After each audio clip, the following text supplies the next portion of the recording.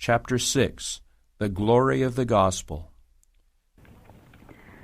That man might not lose the blessed results of benevolence, our Redeemer formed the plan of enlisting him as his co-worker.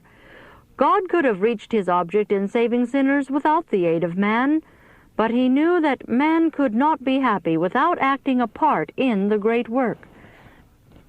By a chain of circumstances which would call forth his charities, he bestows upon man the best means of cultivating benevolence, and keeps him habitually giving to help the poor and to advance his cause.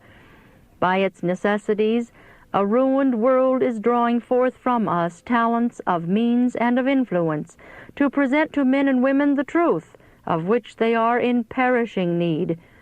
And as we heed these calls by labor and by acts of benevolence, we are assimilated to the image of Him who for our sakes became poor. In bestowing, we bless others, and thus accumulate true riches. It is the glory of the gospel that it is founded upon the principle of restoring in the fallen race the divine image by a constant manifestation of benevolence. This work began in the heavenly courts. There God gave to human beings an unmistakable evidence of the love with which He regarded them. He so loved the world that He gave His only begotten Son, that whosoever believeth in Him should not perish, but have everlasting life. See John 3:16. The gift of Christ reveals the Father's heart. It testifies that, having undertaken our redemption, He will spare nothing, however dear, which is necessary to the completion of His work. The spirit of liberality is the spirit of heaven. Christ's self-sacrificing love is revealed upon the cross. That man might be saved, He gave all that He had, and then gave Himself. The cross of Christ appeals to the benevolence of every follower of the blessed Savior. The principle there illustrated is to give. Give. This, carried out in actual benevolence and good works, is the true fruit of the Christian life.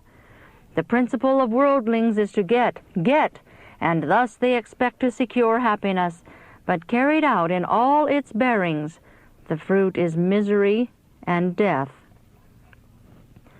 The light of the gospel shining from the cross of Christ rebukes selfishness and encourages liberality and benevolence. It should not be a lamented fact that there are increasing calls to give. God in His providence is calling His people out from their limited sphere of action to enter upon greater enterprises. Unlimited effort is demanded at this time when moral darkness is covering the world. Many of God's people are in danger of being ensnared by worldliness and covetousness. They should understand that it is His mercy that multiplies the demands for their means. Objects that call benevolence into action must be placed before them, or they cannot pattern after the character of the great exemplar.